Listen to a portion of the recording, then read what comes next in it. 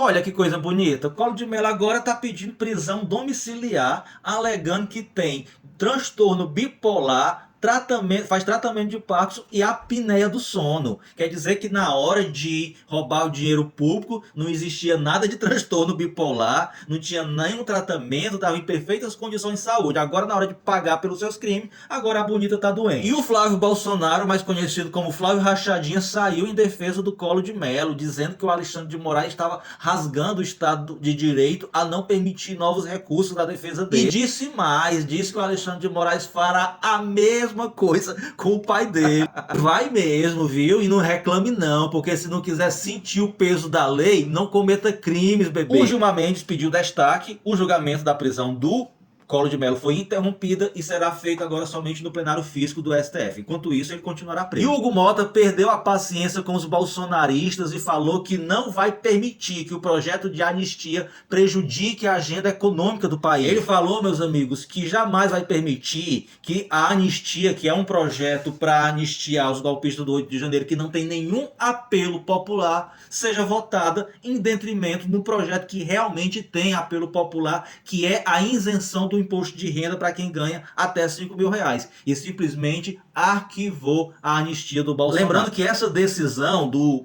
Hugo Mota ocorreu após ele ter conversado e jantado com o presidente Lula e mais vários líderes partidários na casa do próprio Hugo Mota, mostrando que tanto o governo Lula quanto o Hugo Mota e lideranças dos partidos estão muito mais dispostos e receptivos a colaborarem com o governo e evitarem qualquer tipo de crise institucional, liberando o golpista que tentou derrubar a nossa democracia. E por falar nisso, o presidente Lula falou nesse jantar que é candidatíssimo à reeleição em 2026. O meu voto já tem, viu? E o seu? Tem também? E os bolsonaristas na Câmara dos Deputados estão revoltados, estão arrancando os cabelos da cabeça. O líder lá do PL, o Sóstenes Cavalcante, ameaçou o Hugo Mota a romper o acordo do Colégio de Líderes sobre a divisão das emendas. Prometeu também barrar todas as votações lá na Câmara dos Deputados. Silas Malafaia chamou o Hugo Mota de covarde e de frouxo. Disse que ele não respeita a decisão da maioria, que não respeita nada. E já tem até deputados do Podemos que estão simplesmente retirando a assinatura da PL da anistia, porque segundo eles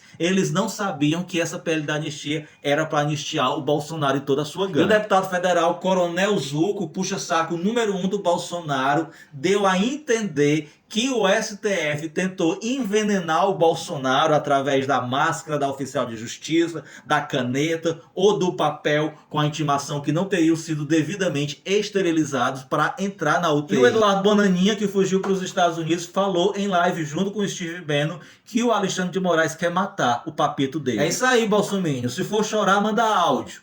E o Collor de Mello, que desmentiu seus advogados e disse que não tem nenhum problema de saúde. Durante a audiência de custódia, o juiz perguntou ao Collor se ele tem alguma doença que faça uso de algum medicamento de uso contínuo. E adivinha a resposta dele? Simplesmente ele disse que não. No mesmo dia que os advogados dele pediram a prisão domiciliar porque disseram que ele tem transtorno bipolar e faz tratamento para mal de Parkinson. Ai, minha gente, o que salva o Brasil do bolsonarismo e do golpismo é porque essa galera é muito burra. E outra coisa que é importante vocês ficarem cientes, estão dizendo por aí que a Lava Jato poupou o Lula, anulou vários processos contra outras pessoas e só o Collor de Mello que foi preso por conta da Lava Jato, o que não é verdade. A primeira questão é que o caso do Collor de Mello não ficou com a Lava Jato lá de Curitiba, onde o juiz e o Ministério Público combinavam a sentença e expedia prisões preventivas como forma de tortura e obrigava eles a delatar. E o segundo é que foram encontradas provas materiais de lavagem de dinheiro, minha gente. Ou seja, o caso do Collor foi até o fim porque não foi uma perseguição política,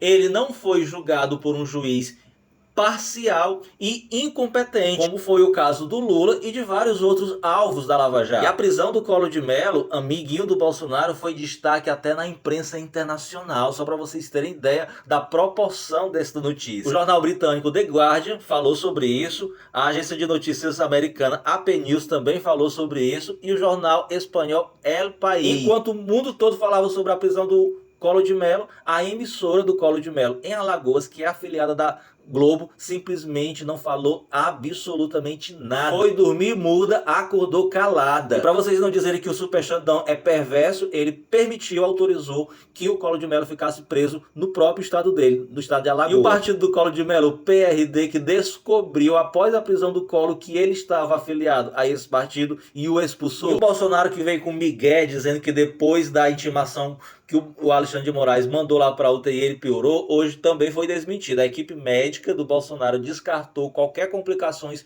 pós-cirúrgicas e que não há necessidade de novos procedimentos. O Conselho Regional de Medicina do Distrito Federal avalia abrir uma investigação contra o hospital DF Star por permitir que o Bolsonaro transforme uma sala de UTI num comitê político. O Carluxo escreveu um textão hoje nas redes sociais culpando Alexandre de Moraes pela piora do estado de saúde do pai dele. Pediu pra gente ter empatia e se colocar no lugar dele. Por que eu teria empatia de um homem que debochou das vítimas da pandemia no Brasil, minha gente? Disse ainda que o hospital é respeitado até nas guerras em relação ao fato do Bolsonaro ter sido intimado lá. Falou o cara que teve o pai que influenciou pessoas a invadirem os hospitais durante a pandemia. É isso aí, meus amigos, mas já diz o ditado, o mundo não gira, ele capota.